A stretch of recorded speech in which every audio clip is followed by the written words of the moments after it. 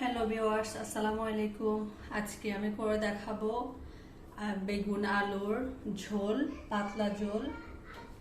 প্রথমে একটা প্যানে নিয়ে নিয়েছি, চুলাটা ধরিয়ে দিচ্ছি। এই তো গরম হয়ে দিয়ে দিচ্ছি। এখন বেগুনটা একটু ভেজে নেব।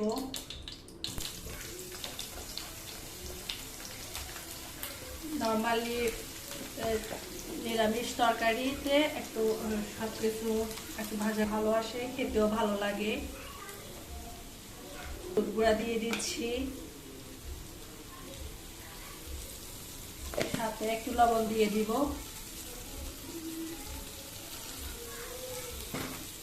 একটু ভেজে দিচ্ছি ভালো করে।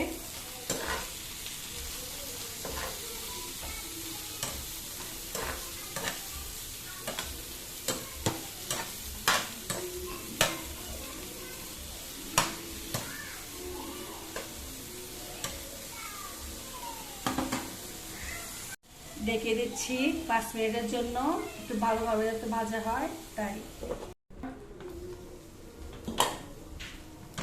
এই তো আমার বেগুন ভাজা হয়ে গেছে, এখন ওগুলো নামিয়ে নিব। সামান্য পরিমাণ তেল,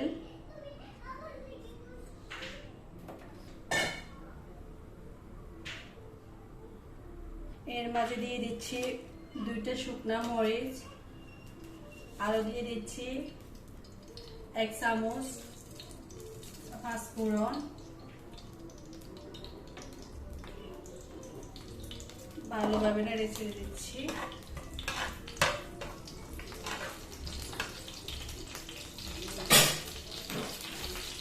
এর মাঝে দিয়ে দিচ্ছি কিউব করে রাখা আলু, একটু ভেজে নিব।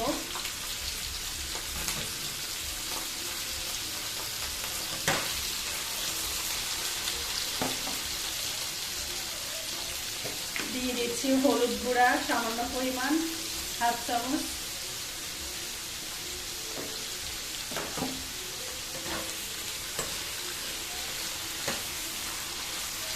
আমি কিউব করে কেটে নিয়েছি, আপনাদের পছন্দ মতো আপনারা কেটে নেবেন।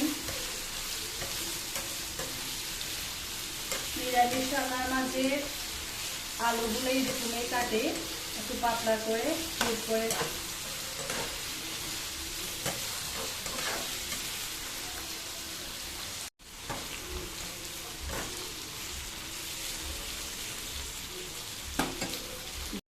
পাঁচ মিনিট পর ফিরে আসছি। দিয়ে দিচ্ছি সামান্য পরিমাণ পেঁয়াজ কুচি, দিয়ে দিচ্ছি আদা রসুন বাটা 1/2 চামচ করে, আবার নেড়ে দিচ্ছি। নিরামিষ রান্নাতে খুব একটা পেঁয়াজ দেওয়া হয় না, সবাই দেয় না, আমার ভালো লাগছে আমি দিচ্ছি। তাদের ভালো লাগলে আপনারা দিয়ে নেবেন, না হলে স্কিপ করতে পারেন, সমস্যা নাই। এবার গুঁড়া মরিচ,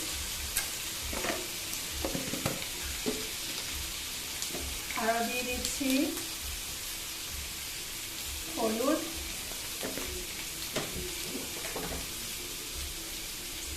দিয়ে দিচ্ছি অল্প কিছু মশলা, গরম মশলা।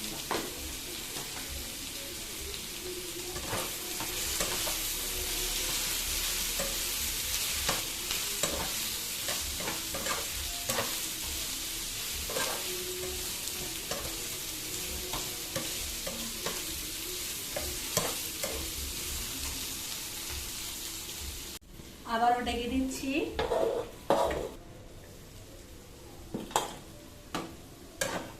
খেয়াল রাখবেন, যেহেতু এটা নিরামিষ রান্না, তাই সবজিগুলো একটু ভালোভাবে ভেজে নেবেন, তাহলে খেতে ফ্লেভার দুইটাই ভালো লাগবে।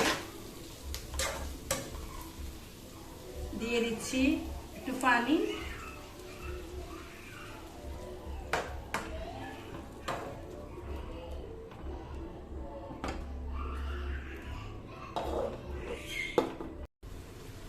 যখন এভাবে ঝোলটা শুকিয়ে আসবে তখন দিয়ে দিচ্ছি ভেজে রাখা বেগুন,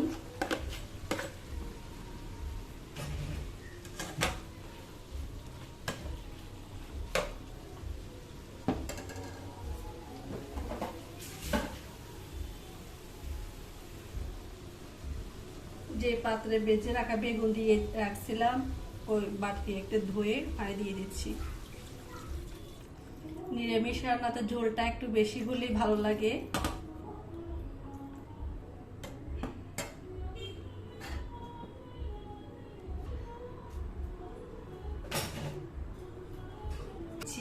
একটা টমেটো কিউব করে কাটা,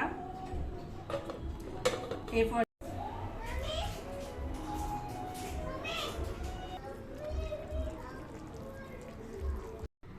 ফাইনালি হয়ে গেছে, দিয়ে দিলাম ধনেপাতা কুচি। আপনারাও বাসায় এরকম ট্রাই করে দেখবেন, আশা করছি ভালো লাগবে। যদি ভালো লেগে থাকে আমার এমন ছোট চ্যানেলটিকে লাইক, কমেন্ট, শেয়ার এবং সাবস্ক্রাইব করার অনুরোধ রইল। সবশেষে আল্লাহ হাফেজ।